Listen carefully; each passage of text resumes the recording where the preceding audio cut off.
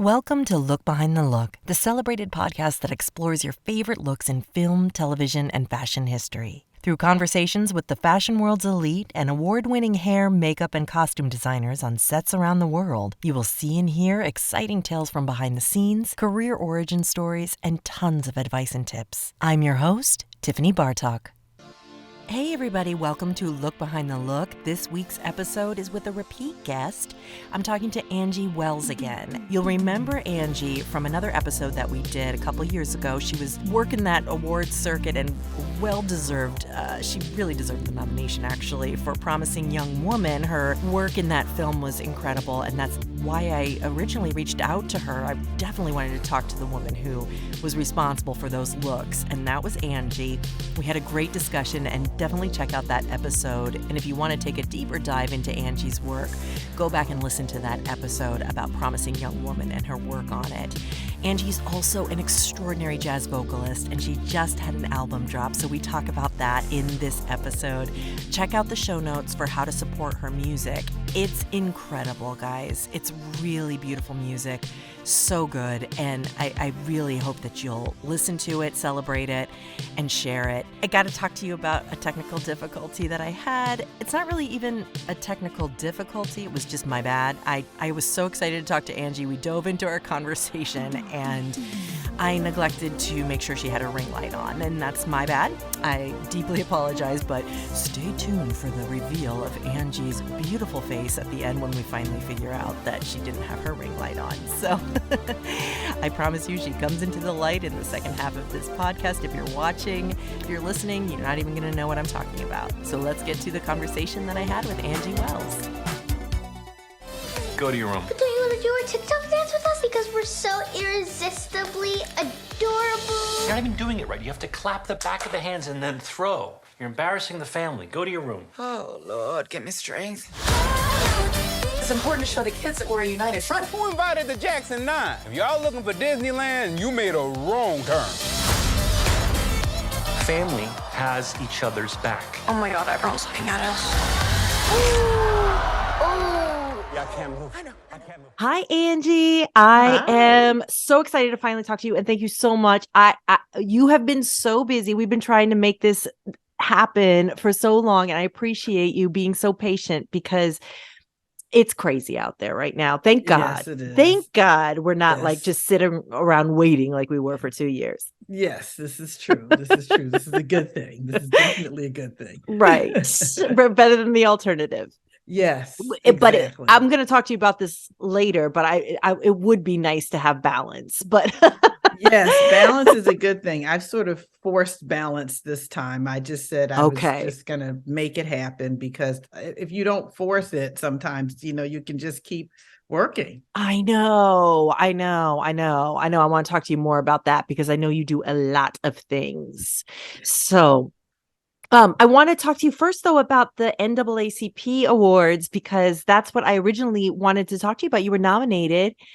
Yeah. And I wanted to ask you about your nomination and about the evening. I saw on Instagram that you had a great time at the awards. And I just wanted to talk to you about the nomination, what you were nominated for, what that event was like for you. Sure. I was nominated for makeup, best contemporary makeup, for the remake of Cheaper by the Dozen. And it was a large cast because we had a lot of kids in the film. So every day we had to get about sort of a main cast of like 13 people ready for usually the first scene. Oh my God. I did not know that it was like, all at the same time, because it's a family. So they were shooting it all. Part of the film was about the chaos. So they were always on screen together, now that I think about it. Yeah, so it was that was a very cute movie. Was it as fun as it looked to us? I mean, was it a dysfunctional family behind the scenes? No,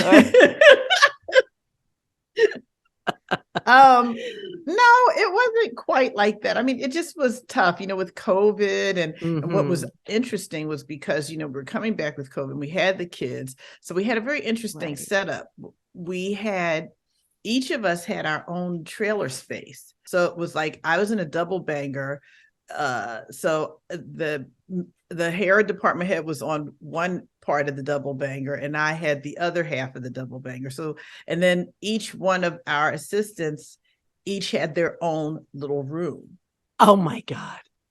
Because we were trying to keep That's huge. everybody from being all in the big trailer with, breathing and all that stuff. So that was kind of interesting for communicating because, normally you can look down at the trailer at the other end and say, so-and-so and so. Well, this was okay trying to text, and then we didn't have great signals. So you're like sending the AD or base camp PA to like, can you go ask blah, blah, blah, what's happening? So, yeah. And we shot in some very warm weather, like out in Simi Valley when it was like burning up hot. So there were some challenging days, but the kids were all just so sweet. So you had to you couldn't put makeup and hair in the same place. You had to this must have added, and then the kids are only allowed on set for 7 hours, right? Right. I think it's 8. Is it 7 or 8? I can't remember the exact number, but yeah. So they would, sometimes, so some of the kids weren't minors, and then they would kind of work around that. It just, yeah. And then we do like scenes with the adults later in the day when it was just the adults, and we get the kids in, get them through and get everybody ready, but then we shoot the kids. They try to shoot the kids out within their time, and then after that, then we do the scenes where there would just be adults. So yeah, it was just definitely busy. It was a busy production. So when you're picking your team for a project like that, like what are you looking for in who you're hiring for the makeup department? Like people that are good with kids, or people that are just have stamina and know this is going to be a lot? All of the above. Okay. All of the above. Yes. Yeah, people who have stamina, people who are good with kids, people who are organized, because you have to kind of keep things going. So it's just yeah, it's just all of the above. All of the above. Now, so the award was, so you were nominated, and then tell me about the evening. Oh, it was, it was lovely. Unfortunately, it poured. Yes, I saw. I just poured both nights. Like there was no red carpet, which was really a drag. Everybody had dressed up, Yeah, so the night that I would have been able to go on the red carpet, that's a whole other thing. I won't even get into that. But everybody had different nights that they could be on the carpet, so it was kind of interesting. What does that mean? What do you mean? Well, apparently my category had a carpet on Friday night. Okay. And then our carpet got rained out, and then other categories had their carpet on Saturday night. So, and that was not rained out.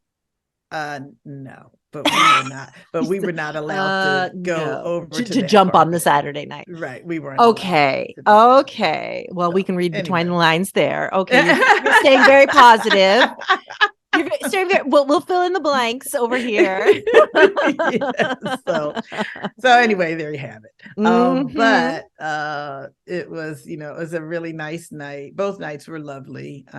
Once you kind of got in, the dinner on the Friday night was absolutely wonderful, and I really enjoyed that because it was more intimate. The night of the awards, we were actually in a huge theater, and you're sort of seated away from people, but yes, the night of the dinner you could wander around to each other's tables and talk, and it was really nice. I got to see people I hadn't seen for years, like Kayla Martin or Marsai Marsai Martin, who started on Blackish.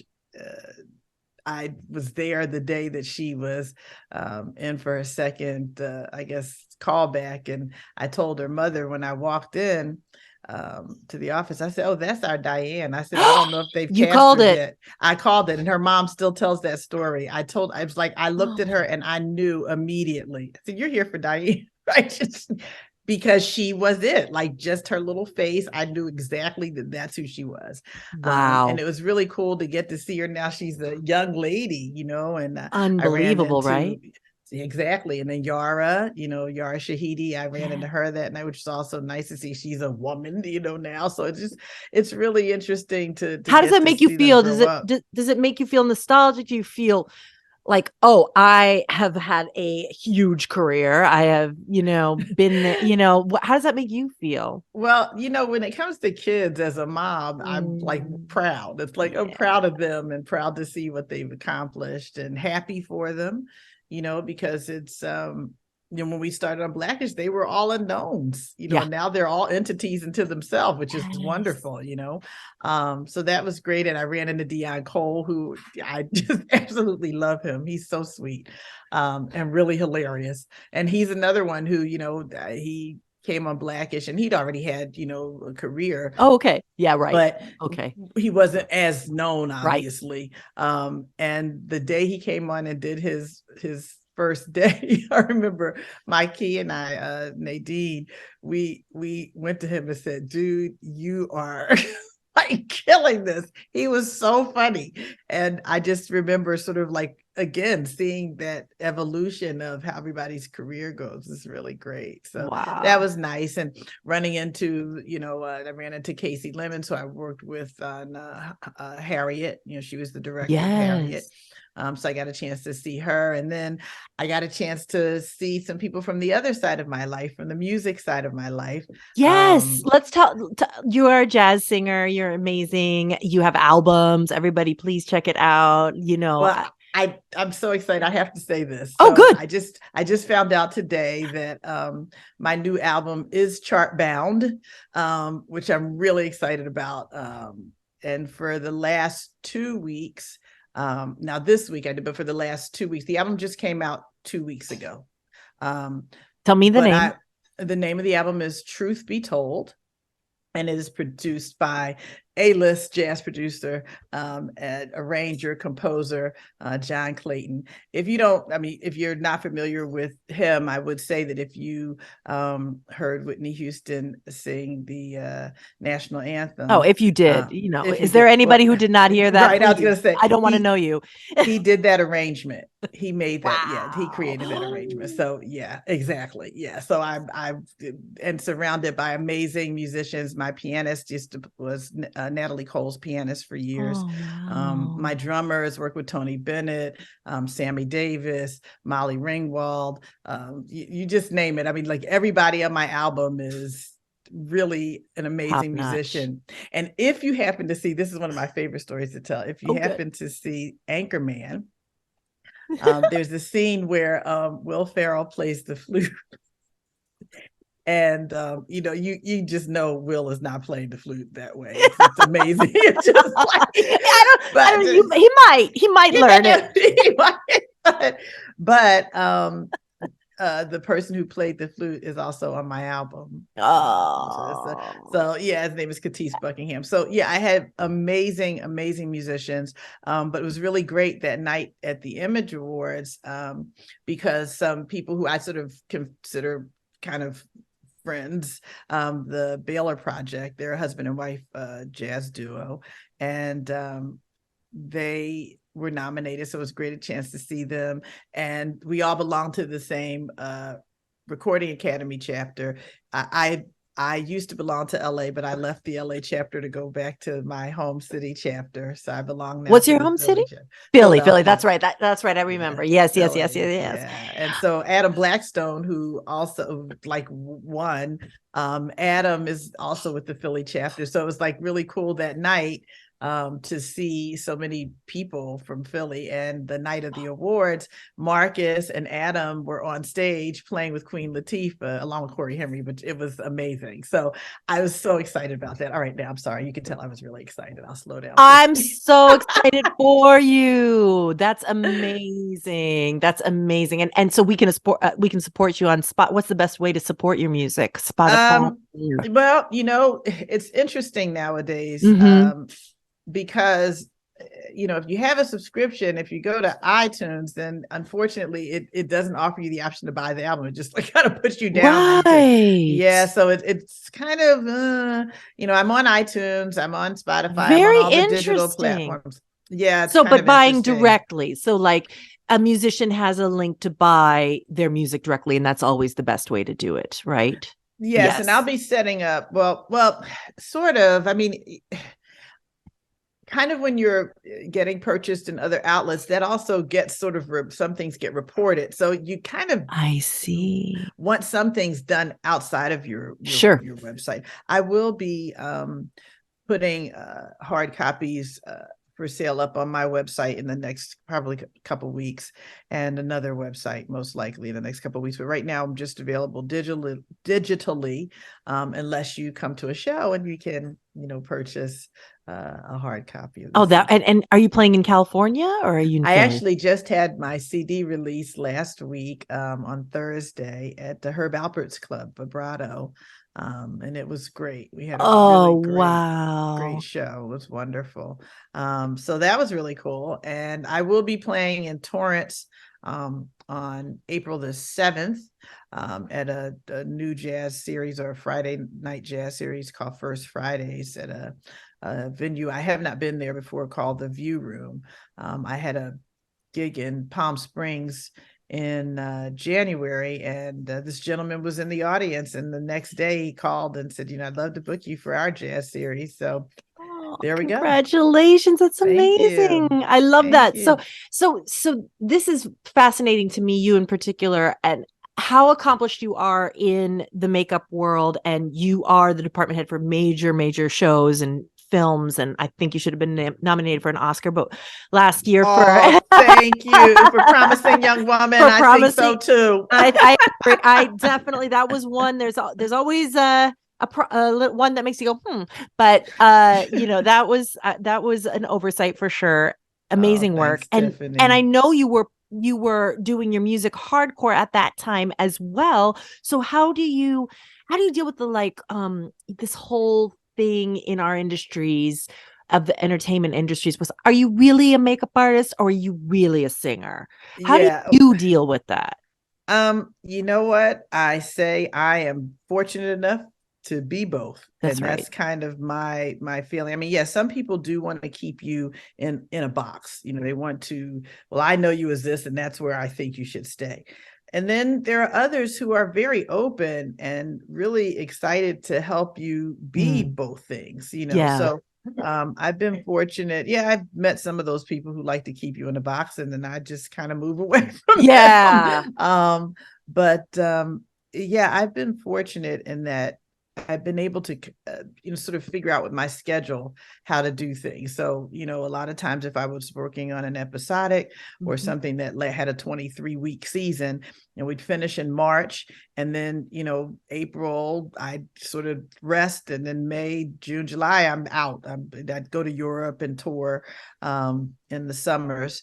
And then, of course, COVID kind of ended that sort of rhythm. So I haven't been back I did go to London. I performed in London in June of this year, but I haven't otherwise been back on a tour to Europe. I'm hoping that with this album, especially since it seems to be doing really well, that I will be able to head back out and go on tour. So fantastic. Yeah. And then what does your son think of all this?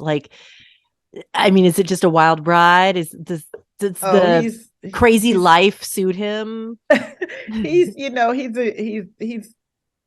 really encouraging, I have to say. He always says, "Oh, Mom, I know you're going to kill it." Like last week, I said, "My show was good." He's like, "Well, what else did you expect?" Like, I know it's, I mean, that's the kind of stuff that he says to me. So today he turned 16. And I can't even, I'm just blown away. I mean, I was looking at him this morning. He's like the tallest one in the house now, and big old voice, Oh my goodness. His jaw's starting to get like a little square. It's like, oh, my little baby. It's a lot. I know. My son just got into high school yesterday, and he's turning 14 next week. It's and so crazy, right? Who are these guys? I know. And I can still remember, literally, I'm sure my poor husband remembers, I would not let him drive over 20 miles per hour on the way home when we were coming home from the hospital. And I was holding onto the car seat like it was, just with everything that I had. I probably had like bloody palms because my nails are digging in the mud. That first trip is very It's scary. really scary, you know? It's just I'm like, I remember my husband looked at me and said, they're letting us just take this baby? Like, like we're looking around like this, that's it. Like, you know, there's you no go home, goodbye, see you, right? I know. I said my poor husband was like, no, go slower. And I'm sure everybody who was behind us remembers our drive home. That's why they get those baby on Baby board. on board. Precious cargo for sure. For sure, Tiffany. Oh my goodness. Now, what projects have you been working on now? Have you been focused on music now, or are you also balancing a project right now with makeup? I've been working a little bit sporadically this year because of the album. Yes. But I did the last big project I finished was Hunters, which came on in January on Amazon. That's season 2. Season 2. Okay. Season 2 and the final season. It was a big show. Really big show. Forgive me, I have to tell you a story about Hunters. So for season 1, so my son's a little actor, and for season 1, we didn't because of not wanting to get the secrets out and everything, we didn't read the script. And so he auditioned for it, and then he gets the job, and we get the script, and my husband calls me, he's like, honey, Jackson's shot in the opening scene of this gig he got. Shot dead in the pool. Oh my God. What do we do? I'm like, what do we do? What do we do? First season, that first opener was intense. You got to be kidding me, of all the things. And like, this job got him in SAG and blah, blah, blah, blah, all these things. And so we didn't know what to do. So we come home, we sit him all quietly, we're like, you can decide. We can absolutely say no. We have, we've already done. And he says, I mean, why are you guys freaking out? This is fake, right? And I was like, yeah, you're not really gonna get shot. Okay. Your mom and dad wouldn't let you. We wouldn't let that happen. No. We put our foot down. We put our foot down. So he did it. But so I know Hunters, and what a crazy show. Tell me about your work on that. So I didn't do the first season. Right. Because they shot that in New York, but they shot the second season here in LA.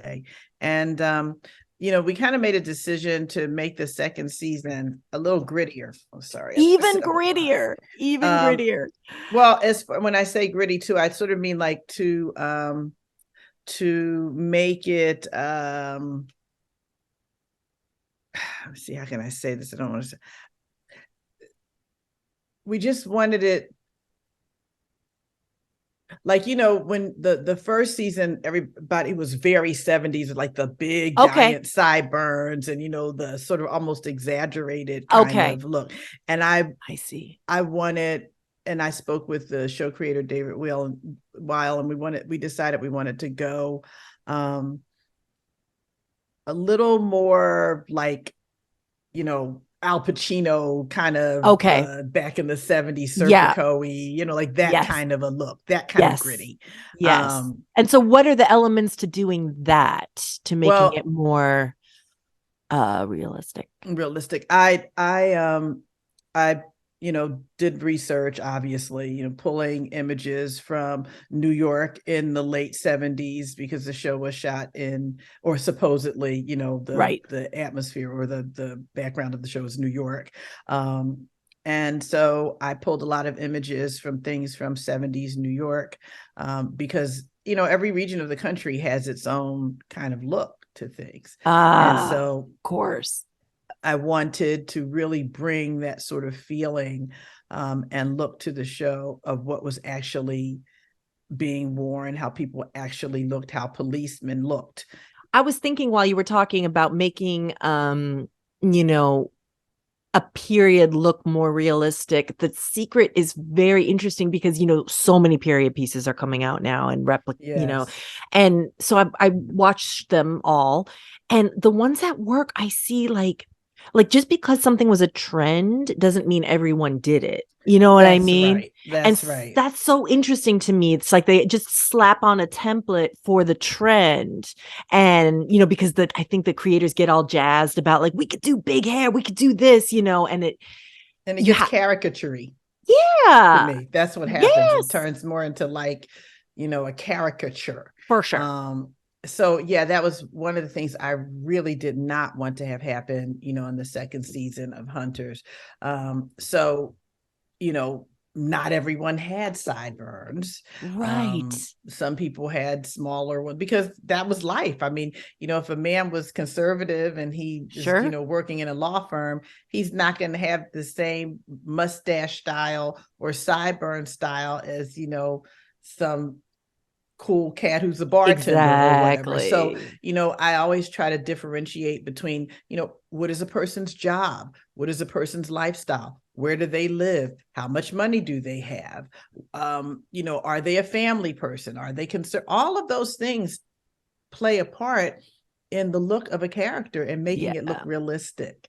For sure. So, you know, a woman who's at the disco is probably not going to look have the same makeup and look as somebody who's, you know, a secretary at a corporate office in the 70s. Yes. You know, so yes.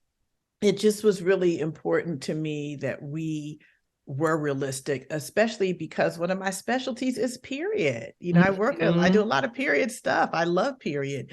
And it's one of my favorite things to do. But yeah, I really, really wanted this to be gritty. Yeah. You know, and it was great to you know, take Logan from this, you know, sweet round faced boy, you know, with the little dark hair, and we had him with long hair, and he had, you know, this sort of scruffy beard. We sort of maintained it, but I didn't want it perfect. So yeah, we really did work to try to change the look of the characters. For Sister Kate, I wanted, you know, her to, she always did have a very definitive look. But and if somebody hasn't watched the show, I don't want to give away everything about her character. But, you know, I wanted a very defined look for her. So sort of redesigned her makeup. And I wanted Lena Olin's makeup to be as well very definitive because of her character, but, you know, very clean looking makeup. So most of the things that I did with the women were to, you know, define the looks and to make them very specific, so that it was always when you saw so and so, you know, that was kind of their look. Right.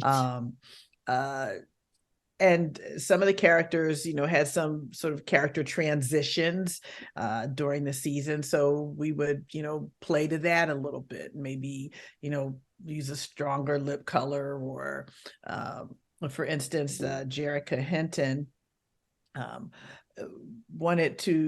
she played a, you know, a detective, and we wanted her to look pretty, but very clean, you know, and I didn't want it to be like she obviously had on a lot of makeup. Yeah. She's beautiful. I mean, really pretty person. I mean, like naturally, her skin is beautiful. She had beautiful eyes. She's really very pretty. So, and her character is a lesbian. And I felt like, you know, sometimes people have this sort of stereotypical thing of what they think a lesbian should look like. And, yes, is one of two things, right? Yeah, and it's like, no. I mean, she's a beautiful woman. Like, why can't she should be pretty, you know? Right, so, right. So that's sort of, I played to that. So I just tried to, you know, make the looks really speak to the character, but in a very realistic and not caricature-y way. Yes, definitely achieved. Yes. So tell me a couple of things. What are the things that you can't live without when you're working, like in the trailer? I think well, I can't live without my Scandinavia spray primer. The primer and the setting? And the setting. The bridal one is like That's my jam, as I say. Why? Oh, I love it. I absolutely Really? love it. I love the bridal one. I find it really, really holds well. It holds. And sometimes I find that, I like primers that like, I love some of the Makeup Forever primers, but depending upon what type of a moisturizer somebody puts on before they get to the trailer, it can roll. When if you mix something, you've seen it, I'm sure, you take the sponge to go blend and all of a sudden it's like, oh, You great. want to die. And Yeah. you're thinking, great, this is going to make a mess for my makeup. So if I'm not sure, if I'm not the one who's, using the skin prep products, then I will use their spray on primer spray, because then it stops any of that sort of rolling thing. Okay. So those are my sort of, like, I have to have them. Or my Urban Decay, the Eye Potion lid primer. I still love that one. I know lots come out, but I do like that one a lot. Gee, this could go on. No.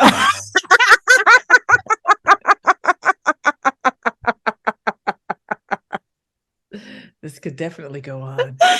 Okay. I'll narrow it down for you. Tell me what foundations you use to work with. Okay, so my favorites. So yeah, I don't use any one brand. Oh, good. Okay, that's good to hear. Yeah, I don't. I pick by shades and textures. I pick by shades and textures. So I love Dior. Imagine that. Imagine. Why is that so rare? So Dior has a new foundation, and I'm having such a problem today. It's a glowy one, and it is absolutely beautiful. It comes in a glass bottle. It's in a glass bottle. Okay, that one. And I absolutely love the finish on that. Really? Love the finish. Just love it. It's beautiful. I've used Dior foundations off and on. They also have a face and body that I love. But they used to have one that they, of course, they discontinued stuff. Of course. Dior Show. Absolutely. And Dior Star. They had one called Star that I absolutely just like adored it. And they got rid of that one. But I think this new sort of glowy formula one is very similar. The coverage is great. Really good coverage. And the finish, it's skin-like, because I don't like when the foundation looks like it's sitting on top of the face. No. I like it to look like your skin. Yeah. I want you to look like you just have beautiful, nice skin, especially with HD. And I don't tend to gravitate towards that very dry, matte look, because I find that nobody really looks like that. No, that's not how we look in real life, So I'm sorry. It seems like my home phone is ringing, and I apologize. Oh, that's okay. That. No worries. But basically, I have a landline too. I'm so happy. I keep one because you just don't know. You really so don't. Funny, right? I feel like a Flintstone. But you know what? What if the cell tower goes out? I'd got to have some kind of way to get in touch with people. So love it. And unfortunately, this one seems today that it just wants to keep ringing. It won't give up. It won't give up. Oh, would you hang up already? Even with this, it's like, please. Oh, geez, I thought it stopped. And it's not even close to me, so I can't even just like pick it up and hang it up. Oh, while I'm recording, sometimes my mom will leave a message. And I'm like, it's just a reminder. It's just a reminder. Just a reminder that we still have real phones. Well, they finally hung up, thank goodness. But yeah, so the Dior Show, I love. I mean, not sure that Dior, Dior Forever, maybe that's what it's called. I think I'll look it up. Forever. I love the Fenty concealers for women of color. Yeah, her concealers are really good. They have really great coverage. I actually am wearing them myself. I'm wearing your skin Dior, looks amazing. Oh, thank you. I'm actually wearing the Dior Face and Body mixed with an older bottle of Dior Star that I have. You have a museum. Yes. I love that. Yeah, so that's what I have on. But and I still use, sometimes some of the old like Tuttles for darker skin tones. It's very similar to the AJ Crimson sort of formula, which what else do I use? I have a client who loves the Face Atelier, so I've used those. I also still use the Makeup Forevers, the HD. I love it. I love those. I love the stick. Like those. Yeah, I mean, I still have. It reminds me of like stage makeup in the school play, and like I just like have a new face, and I just erase it. I just get rid of it. So yeah, so there's I think that's pretty much like the foundations that I'm into right now. I still use Armani, we still have those. I got to keep those in the kit. Yeah. So I sort of laugh because, when I have to pack a minimal kit, I'm going to work on Oscars on Sunday. Oh, you are? What are you doing? I work with Bruce Grayson, who runs the Oscar makeup department. He usually calls me in. So I'm going to be working, on Sunday. As a matter of fact, today after we're done, I'm going to go pick up my credentials. Oh, that's fun. But, the thing that's always hard for me to sort of narrow down is, okay, which foundations am I going to take today? Because we don't use as many creams as we used to. Back in the day, we used a lot of cream foundations. Now we use more liquids, which they're more difficult to carry around. I know. And then I have them settle all out, and like they start to settle, and I just shake it and ignore it. I'm just like, I'm still keeping, I'm not throwing this away. I'm just going to shake it up and ignore it. Put it on my face. So yeah, it's always tough to just try to figure that out because the bottles are heavy. I know. So why do they do that? So they think you're getting value? Is that? I mean, I think that's the mentality. Like they want like the people who buy it for themselves to feel like this is worth it, Well, it's probably also, nicer to get it in like a nice glass bottle than some like plastic thing. Instagram it and all that stuff. Yes. Yeah. But it just makes it tough for carrying it around. And then if you transfer them into smaller bottles, sometimes they don't do well. They dry out because they need, whatever is in that bottle. So I know there's a method to it. There's a method to it. Why it's in that bottle. I know. I agree. Yeah. And then what little pieces of advice could you like? What if a girl was like, or boy was like, Angie, I want to work for you. I want to work on your next project. What would you say to them about getting started, breaking in? One of the first things I did was find out what kind of training I needed. Yes.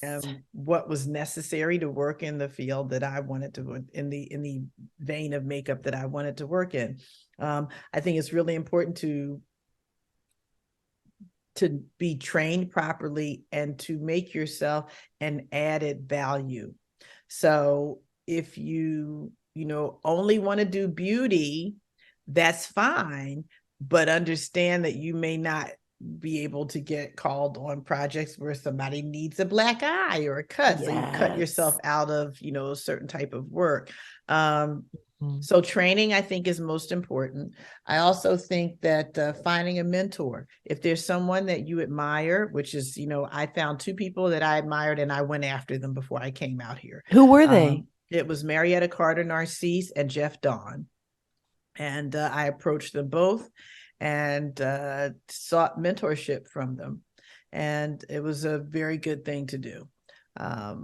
You should look at people whose work you admire, try to reach out to them. A lot of makeup artists are approachable people, and most are willing to share information as long as you're serious.